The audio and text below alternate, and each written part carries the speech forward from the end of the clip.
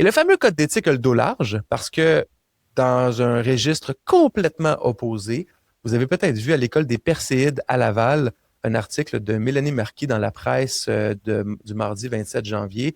Donc, des méthodes d'intervention musclées dénoncées, des élèves qui étaient pincés, qui étaient frappés même, et il y avait aussi des formes d'humiliation avec des jets d'eau dans le visage, complètement révoltant. Mais en lien avec le code d'éthique, c'est qu'on a une des personnes qui a témoigné à la journaliste, évidemment sous le couvert de l'anonymat, comme à l'habitude.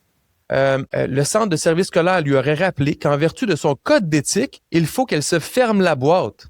Donc, le fameux code d'éthique du devoir de loyauté est appliqué autant pour dire aux enseignants et enseignantes ne faites rien en dehors du cadre scolaire avec vos élèves et n'allez pas dénoncer rien de ce qui se passe dans vos milieux. C'est ridicule, c'est pas ça un devoir de loyauté. Le seul devoir de loyauté qu'il devrait avoir, oui, un peu envers l'employeur pour certaines causes, certaines raisons, mais surtout envers l'élève. Quelle est la loyauté envers l'élève pour favoriser sa réussite?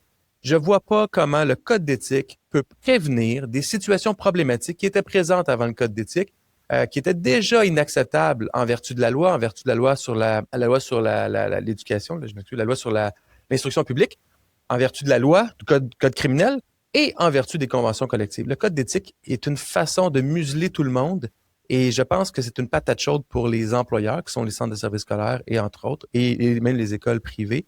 Et on va en entendre parler longtemps de ce code d'éthique-là parce que j'ai l'impression qu'on va voir un paquet d'éléments négatifs qui vont ressortir à cause du code d'éthique et non d'éléments positifs qui seraient sous-entendus dans la création de ce code d'éthique. Voilà, c'est tout pour notre bulletin de nouvelles.